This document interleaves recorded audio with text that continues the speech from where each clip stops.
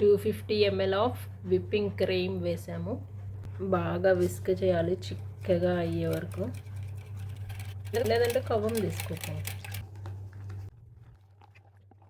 ఏదో ఒకటి చేస్తామంటే కండెన్స్డ్ మిల్క్ చాలా స్వీట్ చూసేద్దాం. హాఫ్ స్పూన్ లాగా. నాకు తెలిసి నీకు ఎక్కువ ఫ్లేవర్ నచ్చుతుంది అంటే వేసుకోవచ్చు ఇంకొంచెం.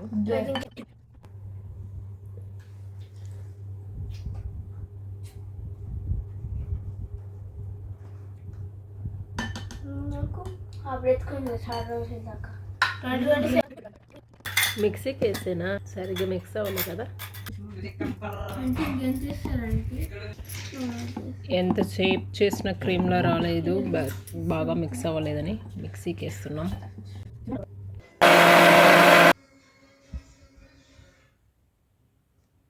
లిక్విడ్ లాగే ఉంది, సో చిక్కగా అవ్వదన్నమాట. విప్పుడు క్రీమ్ నేను కేక్ క్రీమ్ లాగా అవుతుందేమో, ఏంటబ్బా స్కిమ్ చేస్తుంటే అవ్వట్లేదు అని మిక్సీకి వేసా.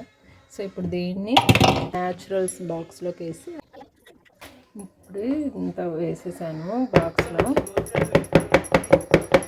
ఆ ఎయిర్ బబుల్స్ లేకుండా మిక్స్ చేస్తున్నా. ఇన్కేస్ ఉన్నా ఏం కాదు, పెట్టేస్తున్నా అలాగా. డీప్ ఫ్రిడ్జ్లో పెట్టేస్తున్నా హైలో పెట్టి. వేద్గాడు ఓరియో వేస్తున్నాడు ఒక సైడ్కి. నేను మూత పెట్టి డీప్ ఫ్రిడ్జ్లో హైలో పెట్టి పెడుతున్నా, చూద్దాం.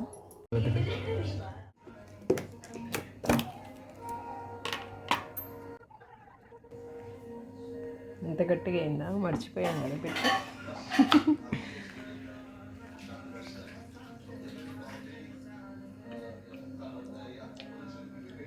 స్వీట్ తక్కువ ఉంది కదా, ఇంకొంచెం పడి ఉండేది స్వీట్.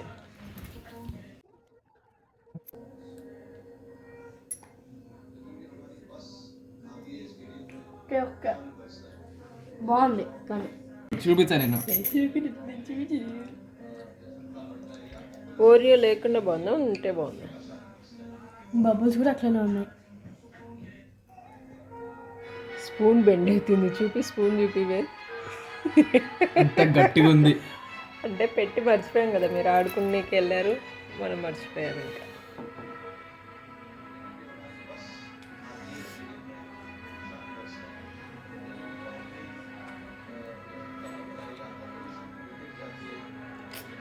ఇది పైన చాక్లెట్ పెట్టారా?